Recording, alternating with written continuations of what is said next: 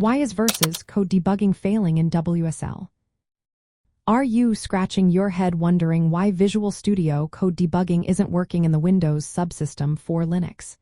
You're not alone, and today, we will break down some common reasons for these issues. First, let's talk about installation and configuration. For Visual Studio Code to debug effectively in Windows Subsystem for Linux, you need to ensure that the Windows Subsystem for Linux extension is properly installed. You also need a compatible Linux distribution like Ubuntu and debugging tools such as the GNU Debugger. If any of these components are missing or not set up correctly, you might find that debugging fails to start or stops unexpectedly. For instance, if the launch configuration in the launch.json file is incorrect, the debugger may not attach or run as expected. Always double-check that the paths to the debugger and your compiled binaries are accurate within the Windows Subsystem for Linux environment. Next, let's consider the remote server aspect. Visual Studio Code relies on a remote server running inside Windows Subsystem for Linux to facilitate debugging. If this server fails to start or crashes, debugging will not work. This can happen due to corrupted extension files or incompatible versions of the Visual Studio Code Remote Windows Subsystem for Linux extension.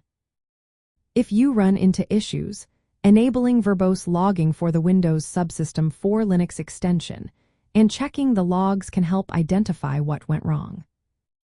Another issue can arise from conflicts with extensions or updates. Sometimes, a recent update to Visual Studio Code or one of its extensions can introduce bugs that disrupt debugging.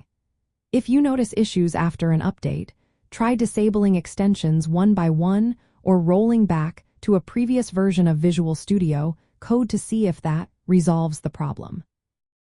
Environment differences between Windows and Windows Subsystem for Linux can also lead to complications.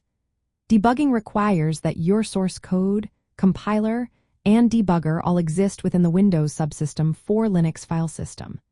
If you run code or debugging tools from the Windows file system, you may encounter failures. To fix debugging failures in Visual Studio Code while using Windows Subsystem for Linux, follow these practical steps. Ensure that the Windows Subsystem for Linux extension and your Linux distribution are correctly installed and updated. Confirm that the GNU Debugger and compiler are installed inside Windows Subsystem for Linux and accessible.